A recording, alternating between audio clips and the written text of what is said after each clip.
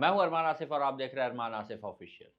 Syria में तख्ता पलट हो चुका है, मगर क्या आपको पता है कि सीरिया में जो सिविल वॉर चल रही थी उसको चिंगारी देने वाला एक 14 साल का बच्चा था, जिसका नाम था मुआविया सियासने, जिसने एक दीवार पर इज़ोक एल्डोर मतलब इट्स योर टर्न डॉक्टर लिखकर पूरे देश में, अनजाने में ही सही मगर पूरे देश में सिविल वॉर की शुरुआत कर दी।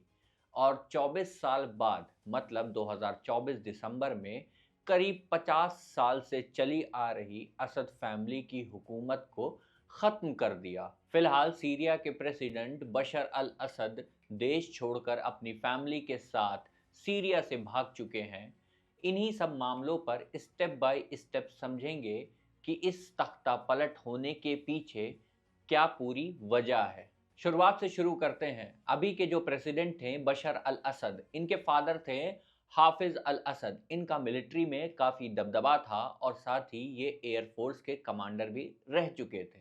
इसके बाद 1970 में इन्होंने अपने ही पॉलिटिकल मेंटर सलाह अल जदीद को सीरिया में लीडर की पोजीशन से हटाकर खुद लीडर बन गए, मतलब तख्ता पलट कर दिया।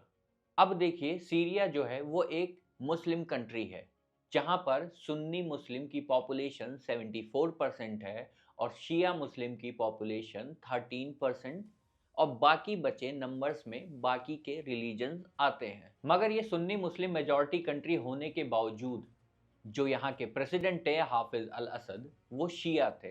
तो उनको ये डर था कि कभी ना कभी जो सुन्नी मुस्लिम पॉलिटिकल पार्टीज है वो हम पर कभी ना कभी हावी हो सकती हैं और सत्ता में इस देश में आ सकती हैं।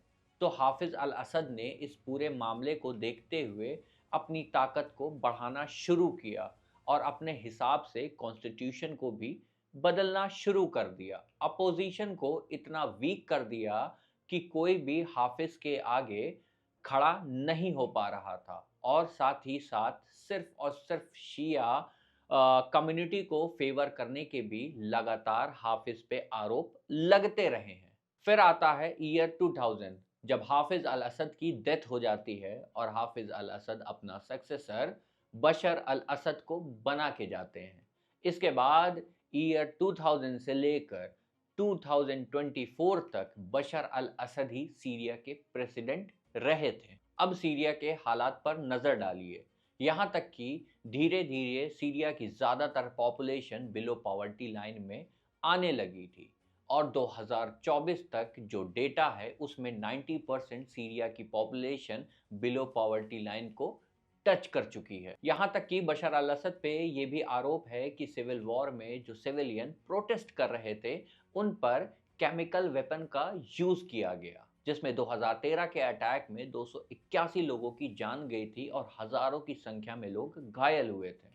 2017 में 90 लोगों ने अपनी जान गंवाई थी, वहीं 2018 में 43 लोगों ने अपनी जान गंवाई थी। आपको बता दें कि यूनाइटेड नेशन ने केमिकल वेपन पर बैन लगा रखा है कि कोई भी देश केमिकल वेपन का यूज नहीं करेगा, क्योंकि केमिकल वेपन से जो मौतें होती हैं वो बहुत ही दर्दनाक होती है, जिसमें आदमी काफी तड़प तड़प कर मरता है। सीरिया के लोगों की जो बेसिक नीड होती थी, यहाँ तक कि वो भी पूरी नहीं हो पा रही थी। वहाँ पर हॉस्पिटल की कमी हो गई थी, स्कूल की कमी हो गई थी, वाटर सप्लाई की कमी हो गई थी, और मेडिकल जो सप्लाई होती है उसकी कमी हो गई थी।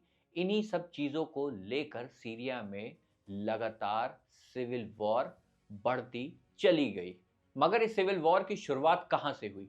आपको याद होगा, स्टार्टिंग में मैंने आपको एक 14 साल के बच्चे का नाम बताया था, मुआविया सियासने।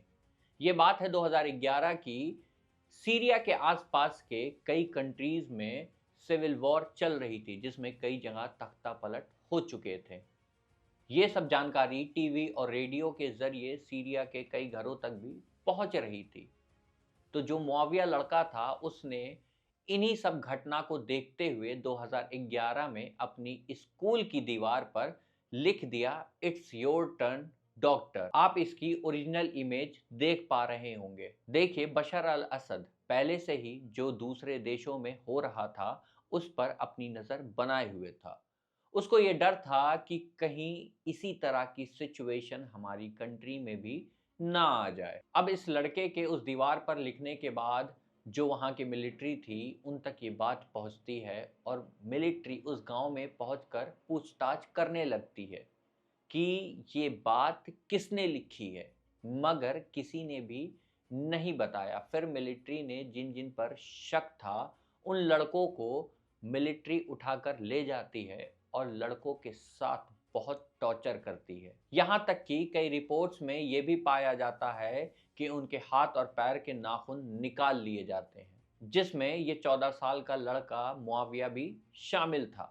अब देखिए, जिन बच्चों को मिलिट्री उठा के ले गई थी, उनके पेरेंट्स प्रोटेस्ट करते हैं कि हमारे बच्चों को छोड़ दिया जाए और ये प्रोटेस्ट धीरे-धीरे करके समय के साथ-साथ 1 दिन से 10 दिन तक पहुंचता है और फिर 10 दिन से 20 दिन तक पहुंचता है और जब ये बात सीरिया के लोगों तक पहुंचती है तो अलग-अलग शहरों में भी इसको लेकर प्रोटेस्ट शुरू हो जाते हैं। फिर लोगों के प्रोटेस्ट के प्रेशर में आकर मिलिट्री को इन बच्चों को 45 दिन के बाद छोड़ना पड़ता है। मगर जब ये बच्चे बाहर आते हैं तो इनकी हालत देखकर लोग और भी ज़्यादा गुस्सा हो जाते हैं, जिसको देखते हुए फिर से एक बार प्रोटेस्ट शुरू होता है। अब धीरे-धीरे कर कर प्रोटेस्ट और भी कई मांगों को लेकर होने लगते हैं, जैसे कि उन लोगों की बेसिक नेसेसिटी।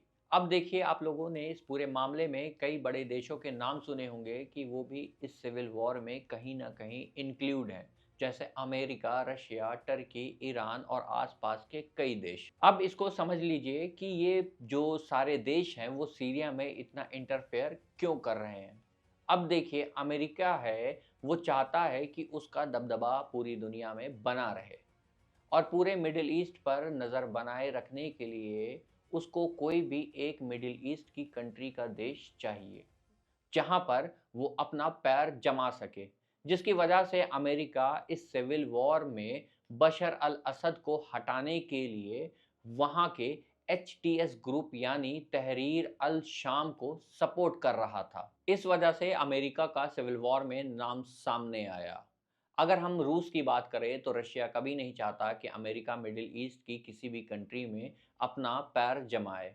इस वजह से रशिया बशर अल असद को सपोर्ट कर रहा था। वहीं अगर ईरान की बात करें तो ईरान इसलिए बशर अल असद का सपोर्ट कर रहा था क्योंकि ईरान खुद एक शिया मेजॉरिटी कंट्री है और उसके बशर अल असद के साथ जो टर्म्स थे वो काफ़ी अच्छे थे। इसी तरह से कई कंट्री अपना अपना फ़ायदा देखते हुए इस सिविल वॉर में कूदी थी और इससे पहले कई बार रूस और ईरान ने बशर अल असद को सपोर्ट कर कर कई बार उसको सत्ता में बने रहने में मदद भी की है। मगर रशिया यूक्रेन के साथ वॉर में है और ईरान इजराइल के साथ वॉर में है, तो कहीं ना कहीं एक ये भी वजह होगी कि इस बार बशर अल असद को इतनी मदद ना मिली हो कि वो अपना बचाव कर पाए। अभी मैंने एक ग्रुप का जिक्र किया था, एचटीएस तहरीर अल शाम। इसी ग्रुप ने सीरिया में तख्ता पलट किया है और इस ग्रुप का जो मुखिया है वो है अबू मोहम्मद जावलानी। इस ग्रुप को 2012 में बनाया गया था जब सिविल वॉर की शुरुआत हुए कुछ ही महीने गुजरे थे। और आपको एक मज़े की बात बताएं, जो इस ग्रुप का मुखिया है अबू मोहम्मद जावलानी, उसको अमेरिका समेत कई और देश टेररिस्ट मानते हैं और अब वही अमेरिका सीरिया में तख्ता पलट होने का समर्थन कर रहा है। समझें, सब पावर का खेल है। फिलहाल सीरिया में तख्ता पलट हो चुका है और कुछ मीडिया रिपोर्ट्स की माने तो बशर अल असद अपने परिवार के साथ सीरिया छोड़कर रशिया जा चुके हैं। अब वहाँ पे देखने वाली बात ये होगी कि वहाँ पर किस सरकार का गठन होता है। फिलहाल के लिए इतना ही। Signing off from Arman Asif official.